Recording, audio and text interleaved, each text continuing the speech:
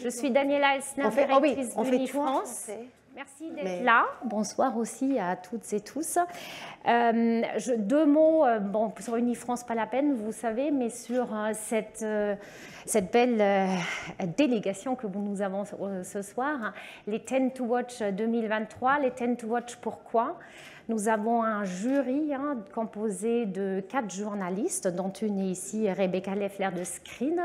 Nous avons Fabien Lemercier de Cine Europa, nous avons Elsa Keslasley de Variety et Jordan Minzer de Hollywood Reporter qui regardent les films, qui scrutent, qui regardent dans les festivals, qui vous regardent et qui choisissent donc 10. Nous sommes 10 normalement, donc Rebecca va les présenter un par un. Nous en avons 3 ce soir qui ne sont pas là, ça c'est moi qui peux les excuser.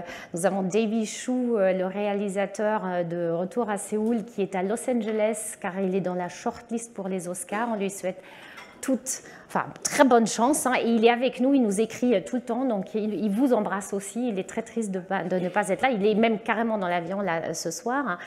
Nous avons Charlotte Lebon qui est au Canada et Lina Coudry qui est au théâtre ce soir. Il vous salue. Donc voilà, nous sommes ici et en fait c'est un peu Unifrance, vous le savez, on essaye de faire voyager nos artistes, on essaye de les faire venir dans vos pays pour parler avec le public, pour parler avec vous, la presse internationale. Vous savez que vous êtes très important pour nous, vous êtes nos premiers relais dans vos pays.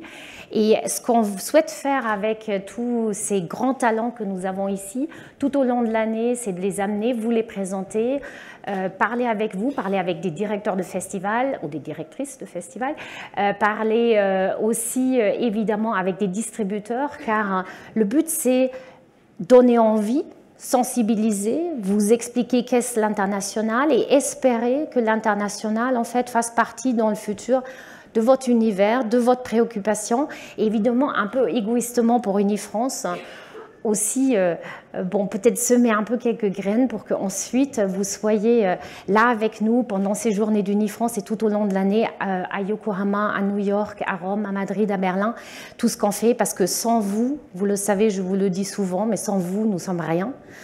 Sans vous non plus d'ailleurs, mais alors carrément sans vous, on n'a même pas rien à regarder. Et ce qui nous réunit ce soir ici, c'est quand même cette passion du cinéma que nous avons, cette volonté aussi de récupérer le public qu'on a un peu perdu pendant ce Covid. On a fait beaucoup d'interviews aujourd'hui, on s'interroge sur le public dans le monde, mais je vous assure, quand je vois toute cette énergie que vous déployez, quand je vois nos chiffres, je vous rappelle, 27 millions d'entrées pour le cinéma français dans le monde l'année dernière, on peut dire c'est pas assez, mais c'est déjà ça. Faisons en sorte que ça va être encore mieux, et c'est un peu entre vos mains.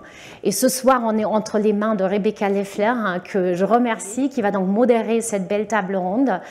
Vous pouvez poser vos questions à la fin. Merci Daniela. Justement, on avait un choix pour nous, la communauté de sélection, c'était un choix très difficile parce qu'il y a beaucoup de films qui sortent, beaucoup de films français qui sortent chaque an, mais pour nous c'était obvious. Vous incarnez le cinéma français d'aujourd'hui, de demain, donc pour nous c'était plutôt un choix facile. Donc je suis vraiment ravie d'être là parmi vous, voilà.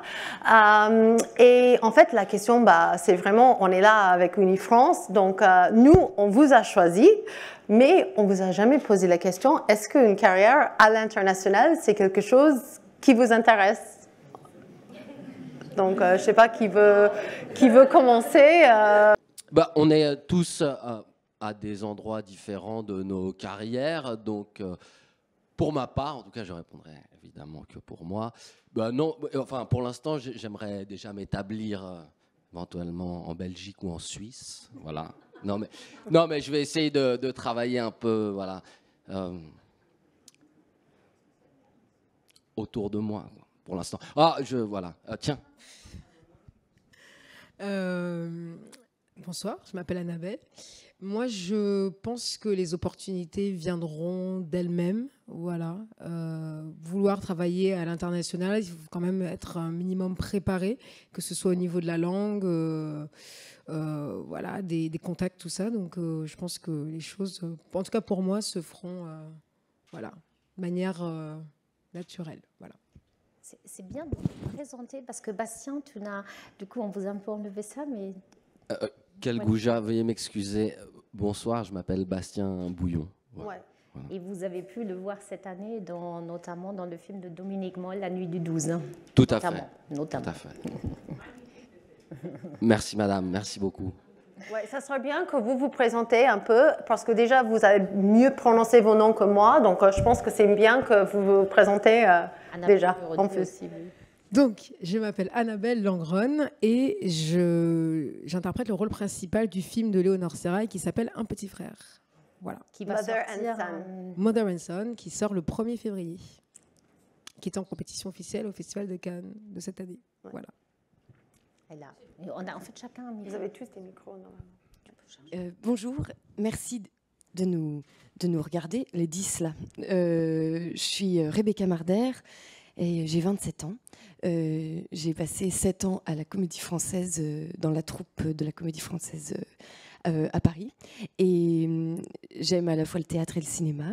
Et une carrière à l'international, bien sûr. Non, mais je sais pas, je pense que en tant que spectatrice, j'aime regarder des films américains, anglais, espagnols. En Espagne, je pense que j'ai peut-être moins mes chances, mais ayant une double nationalité américaine, parce que mon père est américain, j'aimerais beaucoup avoir cette chance-là, oui, de travailler aux États-Unis, de saisir cette opportunité de la double culture. C'est quelque chose qui m'intéresse, c'est sûr. Bonsoir, je m'appelle Nadia Tereskevich et voilà, je suis hyper heureuse d'être dans les 10 to Watch parce que c'est vrai que c'est pas forcément quelque chose qui paraît accessible ou en tout cas on se pose pas forcément la question d'une carrière internationale, mais et je suis pas forcément cinéphile à la base, mais là ces derniers mois j'ai découvert plusieurs, surtout en Europe, un cinéma qui m'intéresse. Et comme comme Rebecca, je suis de parents, je suis franco-finlandaise et avec une origine polonaise. Je me sens pas complètement française non plus. Et donc l'idée de voyager dans un cinéma européen, franchement, ça me ferait rêver. Et après, évidemment, ça dépend des projets, mais voilà. Bonsoir, je suis Céline Deveau, je suis réalisatrice et cette année l'année dernière j'ai réalisé un film qui s'appelle Tout le monde aime Jeanne, qui a commencé sa carrière à la Semaine de la Critique à Cannes en 2022. Merci de nous accueillir, merci de m'accueillir. Du coup, pour répondre à cette question, j'imagine que... en fait, j'ai pas grandi en France, du coup j'ai une appétence pour le cinéma en langue étrangère qui vient de mon éducation, de mon enfance. Et ce que je trouve intéressant, c'est aussi de voir comment on peut réussir à faire des films entre la France et d'autres pays, et à faire des films un peu polyphoniques, en plusieurs langues. Je trouve que ça, c'est un projet assez excitant, où on peut aussi se permettre de tourner dans 2 pays, de rencontrer des acteurs et des actrices d'autres pays, de confronter différentes manières de produire aussi. J'espère vraiment avoir l'occasion de le faire dans ma carrière. Donc, voilà. On va en parler peut-être après, mais c'est vrai que l'animation, c'est aussi quelque chose, la partie animation, c'est quelque chose qui peut être traduit très facilement à l'étranger aussi. Oui, c'est vrai. Mais après, ça dépend de la rapidité des dialogues. Oui, mais oui. C'est vrai. Ouais. Et vous ? Moi, bonjour, je m'appelle Paul. Et franchement, non, j'avais mon cœur qui bat, donc forcément, j'ai l'impression que ça m'impressionne déjà d'être avec des personnes de différentes nationalités ici dans cette salle. Moi, j'ai 21 ans, j'ai joué, j'étais sur 3 plateaux seulement, donc c'est à chaque fois différent. Je trouve que c'est hyper intéressant d'être sur un nouveau plateau à chaque fois. Ensuite, moi... la France, j'aime beaucoup là, mais en fait, moi, je m'intéresse beaucoup aux langues et aux cultures aussi. Donc, je pense que oui, ça peut m'intéresser d'être je sais pas, en Italie, quoi, dans un pays nordique aussi. J'aime bien leur cinéma. Enfin, bon, voilà. Bonsoir, Dali Ben Salah. Je suis actuellement dans Athéna sur Netflix. Comme quelques-uns et quelques-unes de mes camarades, j'ai une double nationalité. Je suis franco-algérien. J'ai un désir, et cet unique désir de faire ce travail. J'ai envie de faire ça, je ne me vois pas faire autre chose. Je pense qu'on est là pour les comédiens, pour incarner des rôles, pour partager de beaux projets qui ont du sens. Et donc, pourquoi se limiter qu'à la France? On a envie de s'ouvrir au maximum à l'international, uniquement pour la seule et unique raison que c'est plus d'opportunités, tout simplement. Ça s'élargit, il y a plus de scénarios, ça se prépare. On a dit tout à l'heure, c'est du travail, il faut bosser son anglais, son espagnol, quelconque langue, l'arabe, si c'est pour des films algériens. Et voilà. Et après, on se laisse porter par le vent du projet qui nous touche le plus. Et on part avec notre sensibilité d'acteur et on cherche à le défendre. Justement, Dali, vous avez joué dans des projets français, mais aussi des choses comme américains, comme No Time to Die, tout ça. Est-ce que vous trouvez que les tournages sont... Qu'est-ce qui est différent ou est-ce qu'ils sont tous pareils? C'est l'art et c'est juste que c'est la langue qui change? Le point commun, c'est la passion. Ça reste un métier de passion, quel que soit le corps de métier dans le cinéma, que ce soit devant, derrière la caméra, tout le monde est passionné. Ouais, j'ai eu l'opportunité de travailler sur un tournage anglais dans le dernier James Bond, et c'est très très différent. Après, je tiens toujours à remettre les compteurs à zéro, repartir d'une page blanche pour ne surtout pas comparer un projet, un tournage, une façon de travailler à une autre, parce que entre l'Algérie, un tournage sans budget, et l'Angleterre, un tournage à budget, on va dire quasi illimité comme James Bond, c'est incomparable. Donc on met le costume, on fonce et on est passionné, et tout le monde est passionné avec nous, et voilà. Oui. Et vous avez tous su très jeune que vous voulez devenir réalisatrice, mais sinon comédien, comédienne, ou c'était quelque chose qui est venu plus tard? Je sais pas. On repart dans ce sens-là. Oui, on va repartir, Paul. Vous êtes toujours très jeune, j'ai 21 ans, quoi. Ensuite, moi, je pense à partir de 17 ans. Moi, ce qui me plaisait beaucoup, surtout pendant mon lycée, je pense, c'était la scène, mais via, j'avais un groupe de musique, je chantais, quoi, et donc on faisait des concerts et tout, donc ça, j'ai beaucoup aimé. Et ensuite, ça a conduit vers où j'ai découvert, je pense, en terminale, quoi, un plateau de cinéma. Et oui, j'ai eu envie, je pense, ensuite, le long de mon université, 2 ans, quoi. Après, je me suis dit, j'ai envie de faire ça, et voilà. Et là, j'en suis là, quoi. Dans le magnifique film de Christophe Honoré, Le Lycéen, parce qu'on ne l'a pas dit, mais je pense qu'il voyage beaucoup en ce moment et qu'il sortira sur les écrans un peu partout. Winter Boy. Rien à voir, mais un peu. Voilà, le titre anglophone, ouais. Et vous? Je sais pas, j'ai jamais répondu à cette question-là, mais je trouve ça...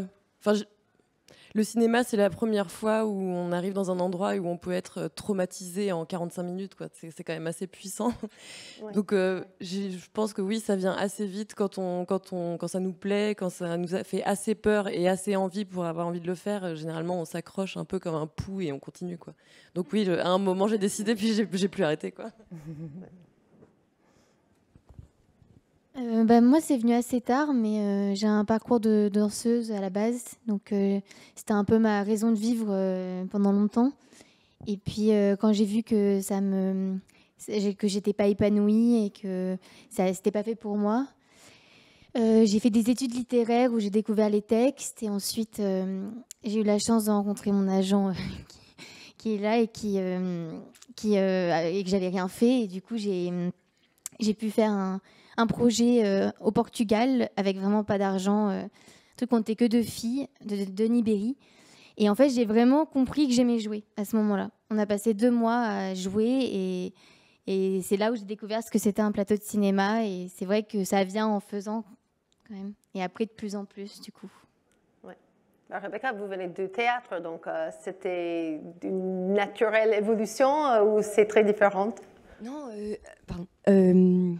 Alors moi, j'ai tourné dans mon premier film à l'âge de 10 ans et demi parce que je faisais de la chorale dans un conservatoire d'arrondissement, mon arrondissement dans le 13e à Paris, et un directeur de casting passait par là et m'avait auditionné. Alors j'ai joué mon premier rôle à cet âge-là dans une comédie pour les enfants.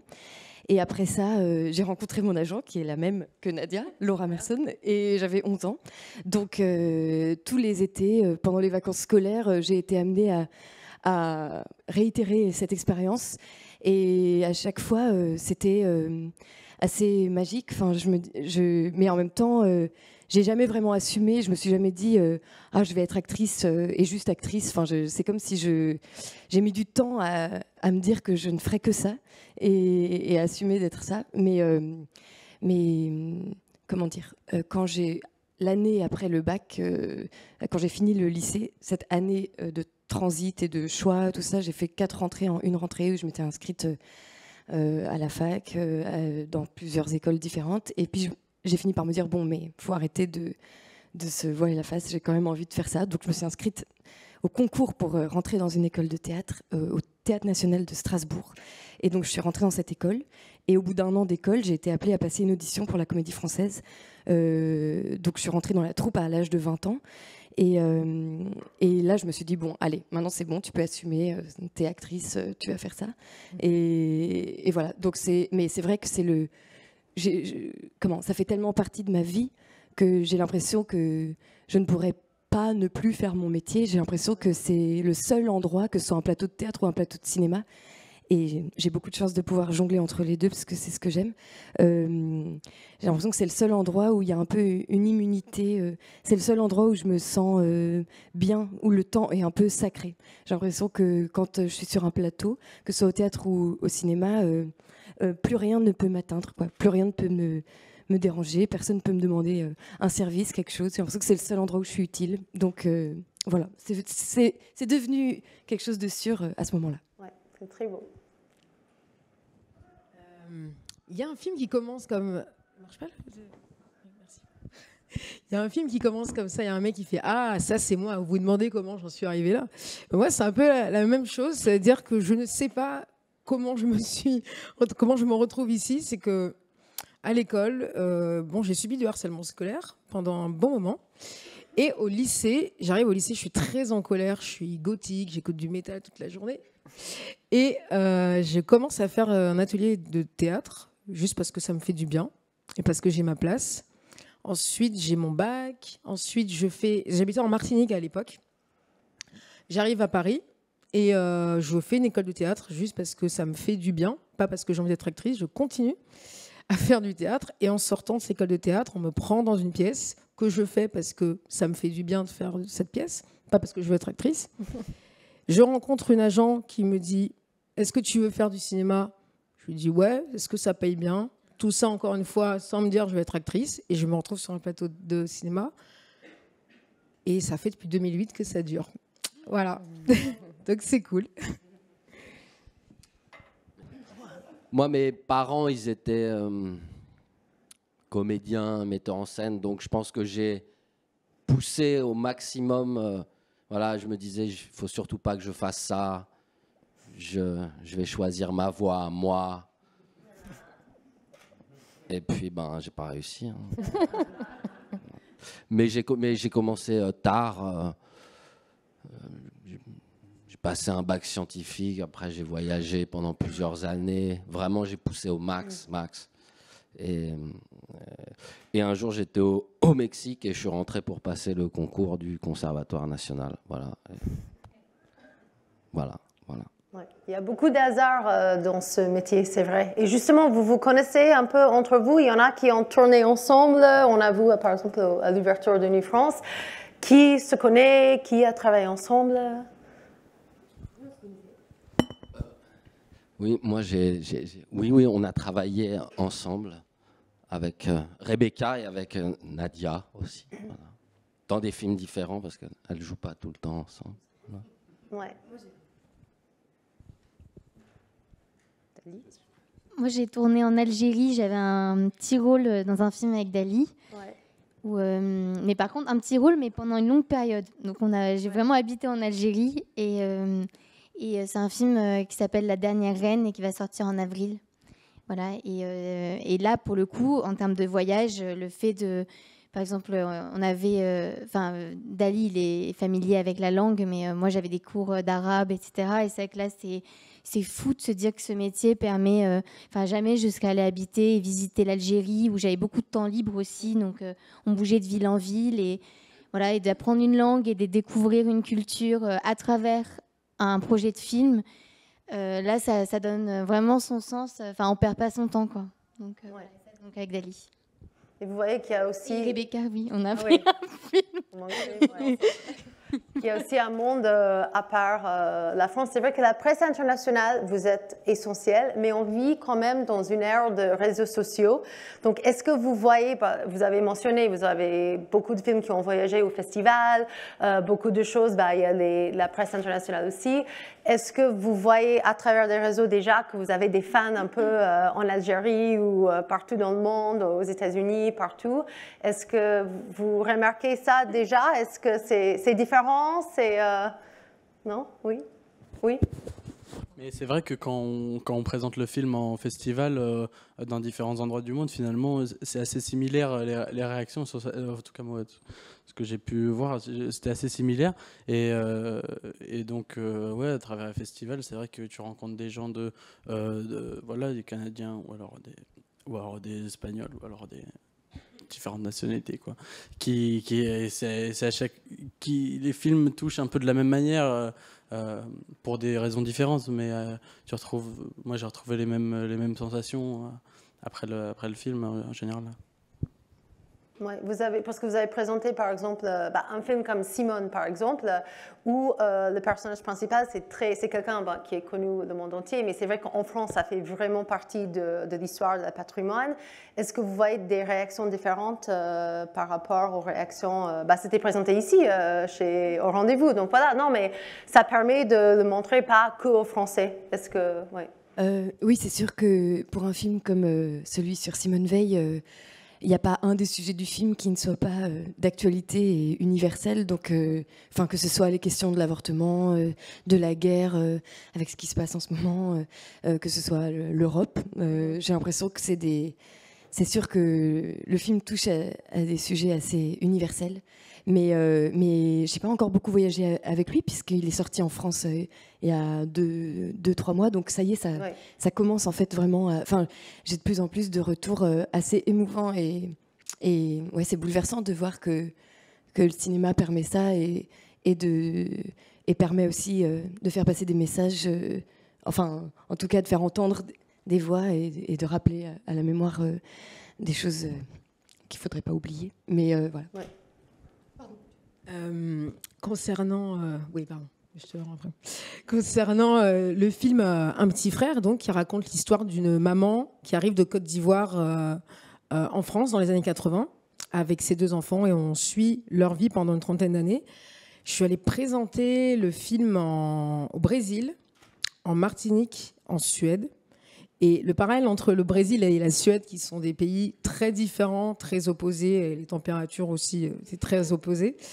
Le thème de la maternité, qui est un terme universel, et le thème de la migration, on est vraiment en plein dans le sujet en ce moment.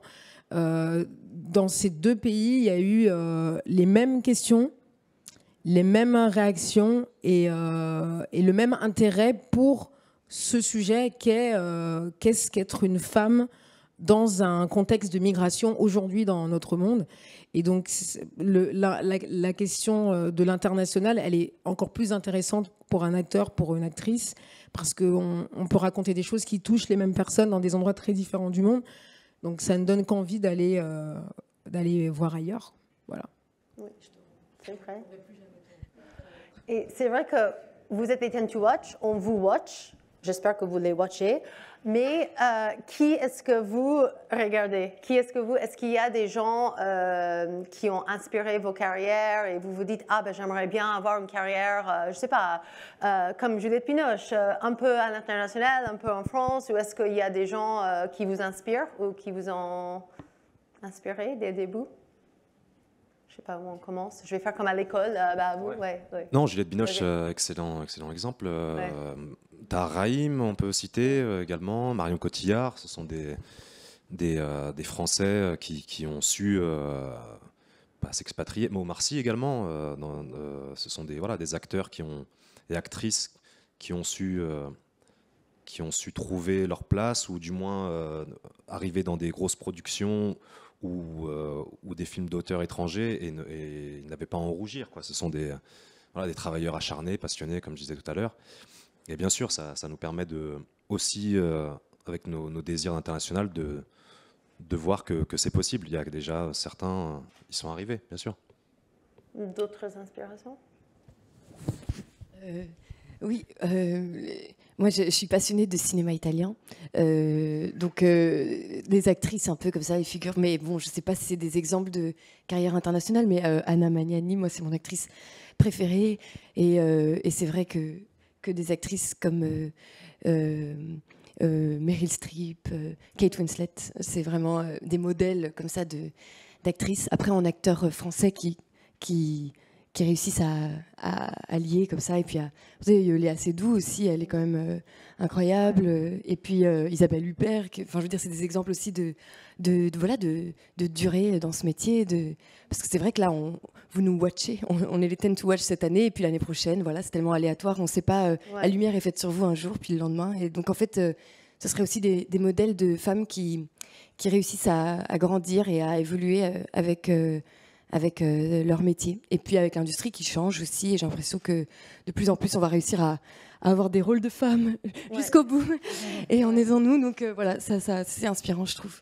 Oui, c'est vrai que c'est les réseaux en fait qui changent, les médias. Ça permet d'être international, même avant d'être international en fait. Non, moi je voulais juste, en parlant d'international, pour moi ça veut dire prise de risque. Moi, des gens que j'admire énormément, Vanessa Kirby, Tilda Swinton. Prendre des risques, vraiment. Voilà. C'est ces personnes que j'admire beaucoup. Ouais. Ah ouais, moi aussi. Paul, non, mais c'est vrai, comme disait Dali tout à l'heure, quel que soit l'endroit où tu travailles, je pense que c'est question d'arriver et d'être le même partout sans idolâtrer. Moi, en tout cas, ce que je pense, c'est des acteurs qui peut-être idolâtrent certaines choses, mais toujours dans une dimension où ils font ce qu'ils aiment et qui seront les mêmes, pas les mêmes interprétations, mais qui seront toujours eux-mêmes dans n'importe quelle situation, parce qu'ils font ce qu'ils aiment. Moi, un exemple d'acteur français, ce serait Romain Duris. Je trouve que c'est un acteur, je pense, que son nom est connu à l'international aussi, en tant qu'acteur français, mais même s'il a aussi tourné dans des projets en dehors de la France, mais parce que voilà, c'est un comédien je trouve, qui suit son instinct, qui fait les choses qu'il aime, et n'importe où il sera lui-même et il fera ce qu'il aime. Ensuite, des acteurs français, moi, vraiment auxquels j'aimerais aspirer, peut-être un acteur comme Jean-Yann, quoi. J'ai beaucoup aimé dans Nous ne vivrons pas ensemble. Je trouve que c'est remarquable, quoi, la performance. Et voilà. Bientôt, on va avoir la prochaine génération qui va vous tous citer. Juste attention.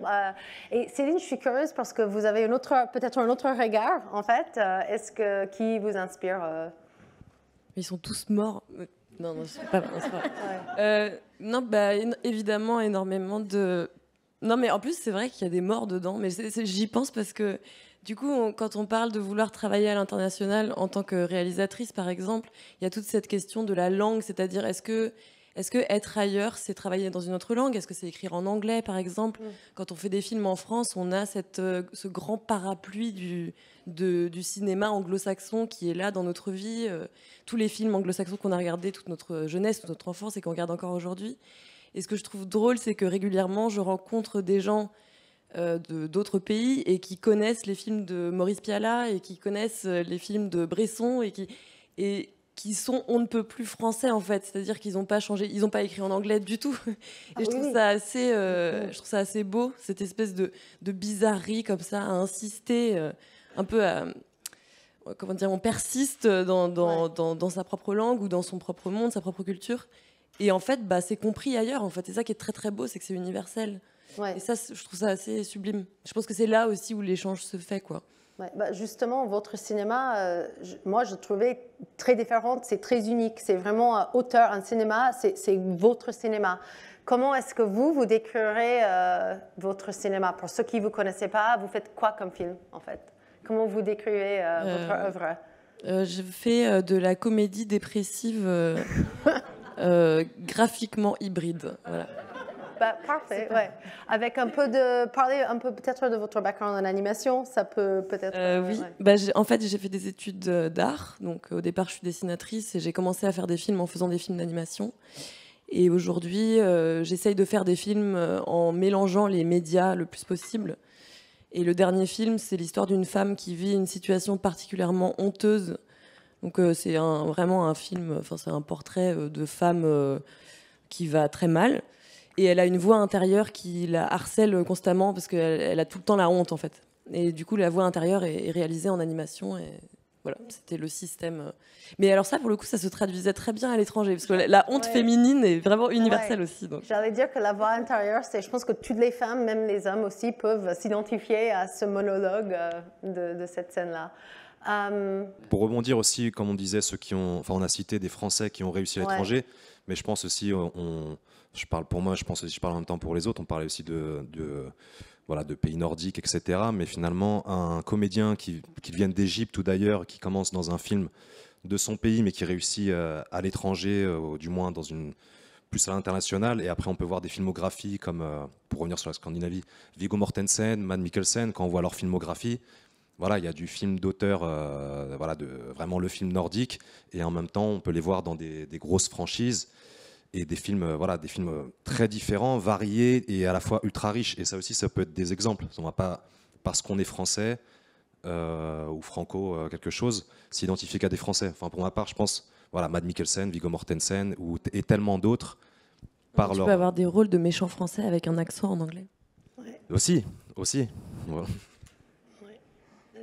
Non, moi, je cite quand même à nouveau Marion Cotillard parce que j'ai une immense admiration pour elle et pour l'investissement total qu'elle a dans chacun de ses rôles où en fait on la reconnaît pas du tout et qu'elle n'a pas peur du tout soit d'apprendre une langue, soit de se plonger dans des rôles qui nous marquent et dont après c'est plus dur d'en sortir. Voilà, donc et puis voilà, elle avait appris le polonais, l'anglais, enfin elle a pas peur de ça et sinon je pense aussi à Vicky Crisp par exemple, qui est pour moi une actrice européenne et que j'admire énormément. Et après il y a plein d'inspirations. Il y a 2 ans, j'ai découvert tardivement, mais quand même les films de Cassavetes. Et je garde Gena Rowland que j'ai observée, mais vraiment j'ai dû voir en boucle. Une femme sous influence et là je stresse donc je perds les titres mais Open Night, merci. Et non, et je pense que c'est son travail d'actrice qui j'avais pas le recul avant et là comme il fallait, c'était Valeria Bruni-Tedeschi qui m'a montré ses films, donc il y avait une sorte de but. Du coup, j'ai vraiment observé et jusqu'au talon qu'elle remet en boitant, enfin, la vérité dans tout, je me suis dit que le corps doit parler, il n'y a pas que les mots, il n'y a pas que le texte, il y a tellement de choses dans le travail d'actrice et que c'est vraiment un travail. Donc voilà, ça c'est... Comment est-ce que vous choisissez vos rôles en ce moment? Parce que j'imagine vous avez cité vos agents, vos managers, vous avez des gens autour de vous. Comment est-ce que vous choisissez les rôles? Nadia, mais tout le monde, Bastien. Sans parler de carrière, effectivement, on voit des films, et c'est plus comme disait Nadia, aller se nourrir, parce qu'on n'a pas tous les mêmes codes de jeu non plus, même s'il y a un cinéma français. Il n'y a pas un cinéma français, mais il y en a plusieurs aux États-Unis, ou en Angleterre, ou en Espagne, ou dans le grand cinéma italien des années. Donc c'est aller piocher et s'inspirer. Et pour rebondir sur Cassavetes, je pense que Seymour Cassel dans Minnie and Moscovitz, ça a été, en tout cas, ça a été un flash de liberté de comédien. Voilà. Après, on n'a pas envie que de faire des rôles exaltés, hein. Des fois, on a envie d'être tenu très fort, mais oui, d'aller piocher dans le cinéma du monde entier des natures, des tics observés. Voilà. Pour les rôles, pour les rôles, bon. Donc j'ai tourné dans ce film La Nuit du 12 de Dominique Moll, et qui est un film qui a marché. J'ai fait beaucoup de films qui n'ont pas marché. Donc, en fait, je suis à un espèce de... un endroit de ma carrière où le rapport à mon métier est en train de changer. Avant, j'ai toujours choisi, mais j'allais très fort essayer de chercher, je courais après des choses. Là, le choix, il va se faire évidemment à la lecture du scénario, mais très fort, je pense, sur quelque chose d'humain en premier. Voilà. Une partition, évidemment, mais...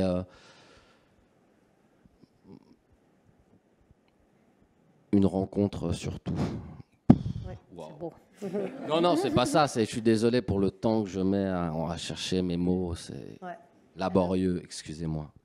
Annabelle?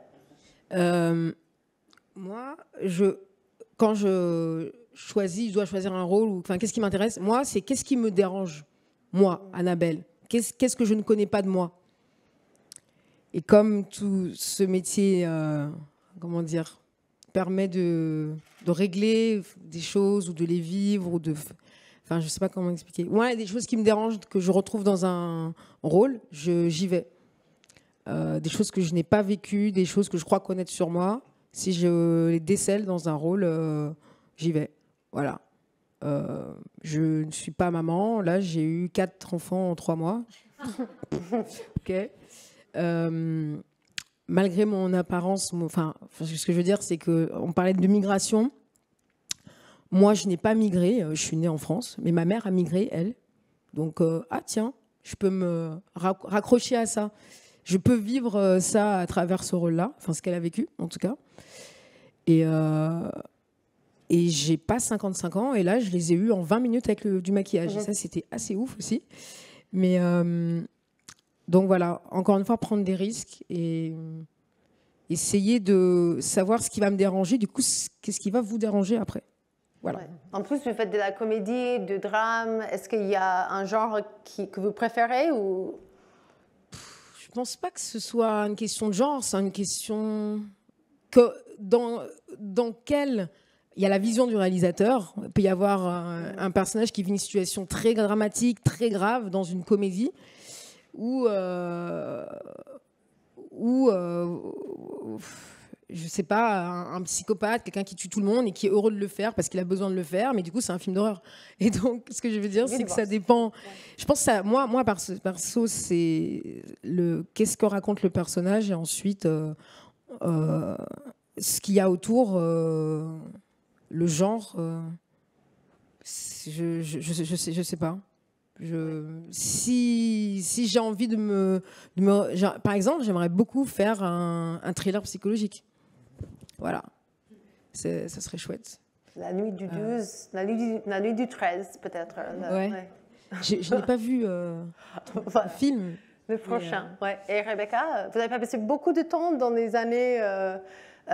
entre Simone, une jeune fille qui va bien, dans les années de la Deuxième Guerre mondiale. Donc voilà, les prochaines, ça sera... Ah oui, mais en même temps, il y a aussi eu un film de Michel Leclerc où je jouais une chanteuse contemporaine, ou là, un film qui va sortir de Sylvain Desclous, dans lequel je joue une fille d'aujourd'hui qui a de l'ambition, qui a envie de tracer sa route et d'échapper un peu à son destin. Enfin, donc, c'est sûr que là, pour ces 2 films, l'an passé, que ce soit le film sur Simone Veil ou le film de Sandrine Kiberlin, c'était des films qui se passaient un peu autour à cette époque, dans les années 40. Mais il y a aussi eu le film de Desplechin où je jouais une étudiante des années 90. Et Mon crime aussi. Et Mon crime dans les années 30. Époque, donc en fait, je ne suis pas que cantonnée à la Shoah, heureusement. Mais c'était des films exceptionnels à faire. Et moi, jusqu'alors, j'ai surtout passé des auditions. Enfin, on m'a rarement proposé directement un rôle. J'ai souvent passé des rounds de casting en plusieurs étapes. Donc, pourquoi on est amené à jouer souvent dans les films d'époque, ça, je sais pas. Je dois avoir un ancêtre qui fait toc toc, j'en sais rien, parle de moi. Non, après, là, c'est vrai qu'avec ces 3 dernières années, je me suis vue confié, enfin, on m'a offert et on m'a fait confiance pour jouer des rôles avec des trajectoires un peu inouïes de femmes sur des durées, pareil, de 15 à 37 ans, avec des prothèses dans des univers complètement différents, burlesques, chez Ozon. Enfin, ça a été assez incroyable. C'est vrai que c'est galvanisant pour moi ces 3 dernières années. Et là, alors que j'ai dans ma carrière, jeune carrière, j'ai aussi joué jeune fille timide, numéro 3 dans scène bus. Enfin voilà, donc là c'est vrai que ça fait 3 ans que j'ai beaucoup de chance. Et enfin, c'est pas de la chance, c'est du travail, mais que je travaille beaucoup en tout cas et que je suis heureuse. Et maintenant que c'est vrai que les gens ont un peu mis un visage sur mon nom ou un nom sur mon visage, on commence à me proposer des rôles. Et je crois que comme Bastien, si le rôle me plaît et si la rencontre est bonne, c'est vrai que c'est quand même beaucoup un métier de rencontre. Après, parfois, notre physique ou ce qu'on dégage, malgré nous, nous amène justement à tourner des choses alors qu'on aimerait aller ailleurs ou vers ce qui nous dérange. Et parfois, moi, je sais que je suis pâle, je peux dégager un truc un peu romantique, littéraire, alors que je sais qu'au fond, je suis quelqu'un d'ultra blindé et de drôle. Donc, ce serait de jouer dans une comédie, voilà. Nadia, vous avez beaucoup de rôles en ce moment, donc comment choisir? Ils sont très différents en plus les uns les autres, non? Oui, c'est là où j'ai vraiment eu beaucoup de chance parce que j'ai beaucoup voyagé, que ce soit dans le temps ou dans les pays. Et c'est vrai que de 1517 à aujourd'hui, et donc c'est quand même des coups de cœur. Quand on lit un projet et qu'on a vraiment des papillons dans le ventre, c'est vraiment sincère. Et j'ai la chance de pouvoir écouter cet instinct-là aujourd'hui. Je me rends compte aussi que là, j'ai fini un tournage où j'ai joué la femme à barbe au 19e siècle. Et c'est vrai que je me suis rendu compte que je ne pouvais pas enchaîner tout de suite sur un autre projet, qu'il y a un temps de décantation et aussi de se rendre compte que de vivre le destin de quelqu'un, et même si ça reste un personnage et tout ça, mais il y a un engagement tel qu'il y a besoin après de se nourrir et de vivre des choses aussi de son côté pour après nourrir un prochain personnage et être... je pense pas qu'on puisse enchaîner en fait tant que ça.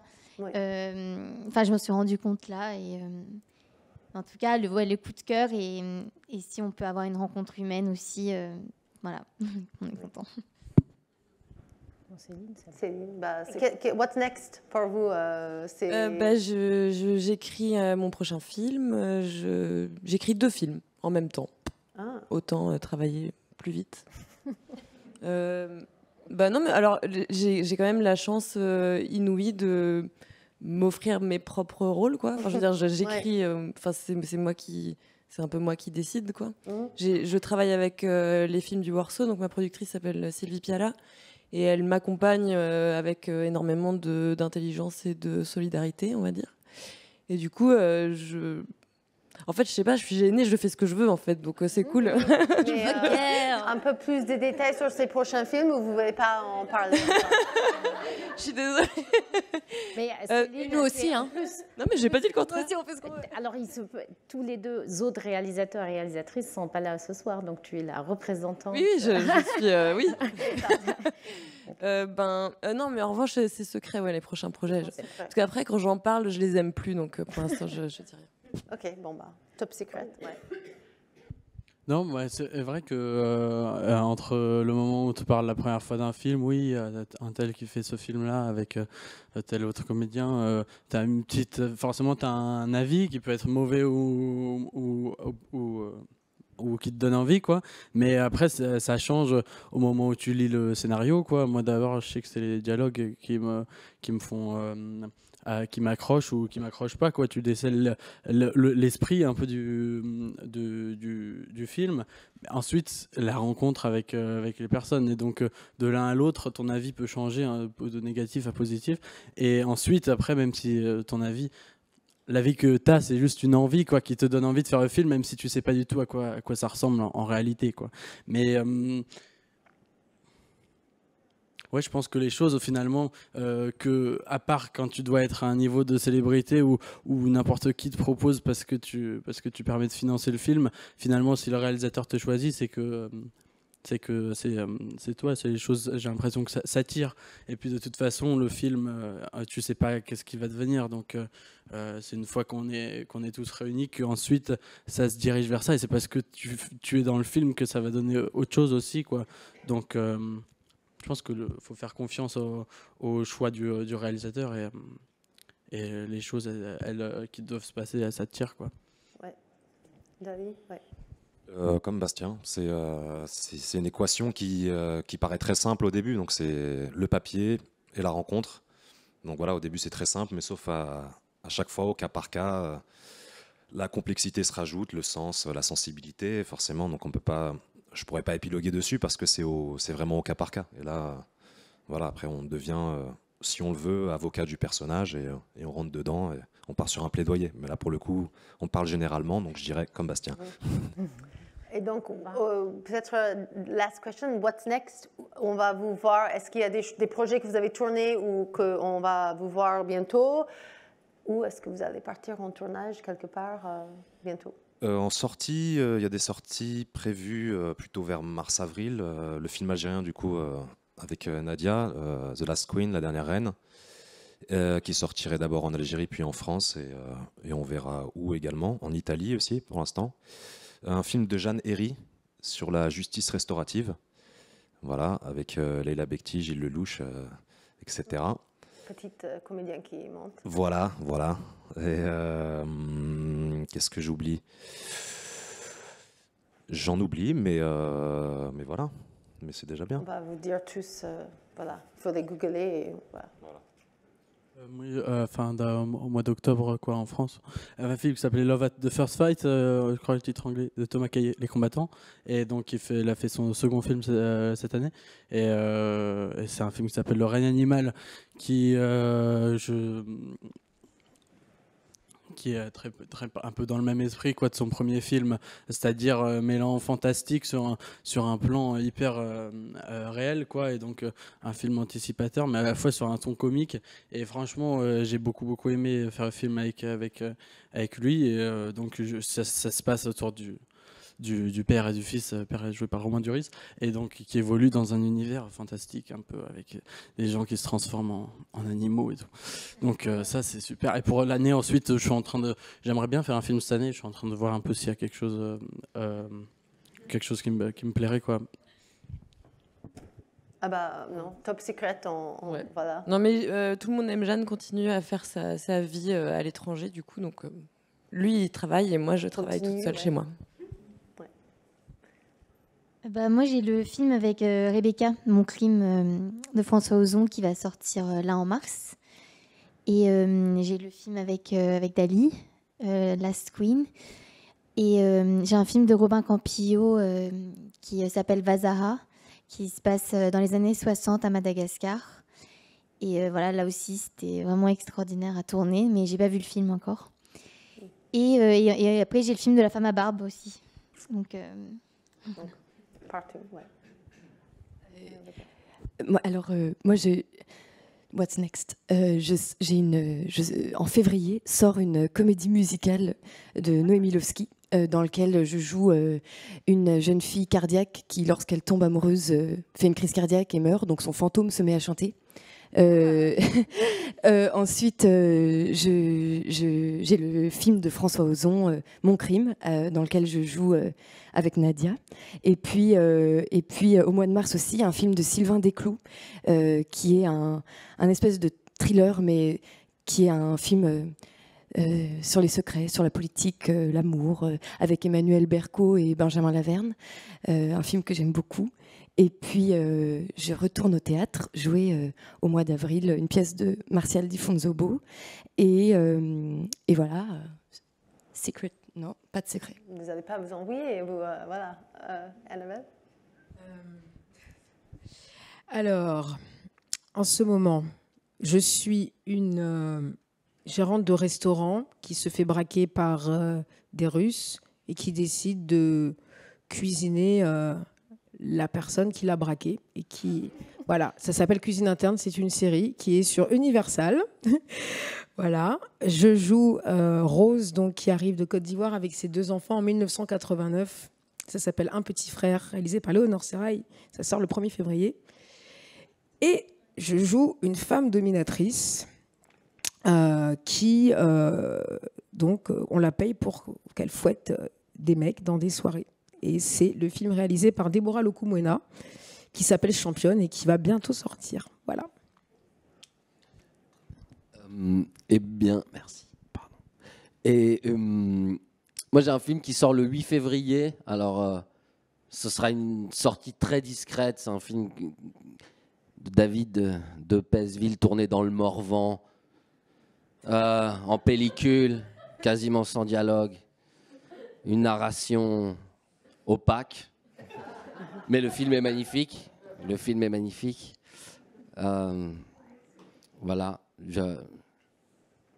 Je rends hommage, j'espère que je ne tire pas une balle dans le pied, hein, mais je dis la vérité. Et voilà. Donc, un embarras de choix, il y a beaucoup de choses. Vous pitchez très bien parce que j'ai vraiment envie on a envie, non, de voir tous ces films-là bientôt. J'en ai oublié deux, je peux les rajouter. Ah oui, bien, of course. En ce moment, La Ligne d'Ursula Meyer au cinéma. Et sinon, pour ceux qui sont à Sundance bientôt, là, j'ai un film à Sundance de Sing J. Lee. Voilà.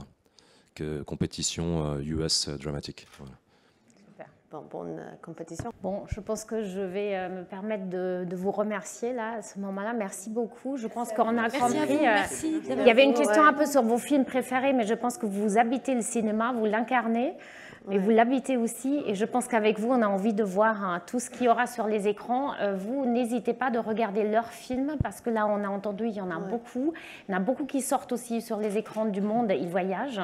Et vous, j'espère aussi que vous allez voyager avec nous. Merci beaucoup. Petite pensée aux 3 autres. Ils nous ont manqué, mais on les verra. On vous verra peut-être à Cannes ensemble aussi, parce que c'est aussi ça qu'on veut faire avec vous. Donc, merci. Il y a une photo pour vous, donc ne l'oubliez pas. Et après, voilà, on vous retrouve tout de suite. Donc merci, et merci à vous. Vous savez que nous, vous avez encore 2 jours de travail devant vous. Donc, et j'espère vous voir demain aussi pour la soirée des Lumières, la cérémonie des Lumières, et ensuite la soirée un peu de clôture aussi des rendez-vous. Donc merci, bonne soirée aujourd'hui. Merci d'avoir été là. Et vous, un énorme merci. Merci, bonsoir. Merci, Rebecca. Merci.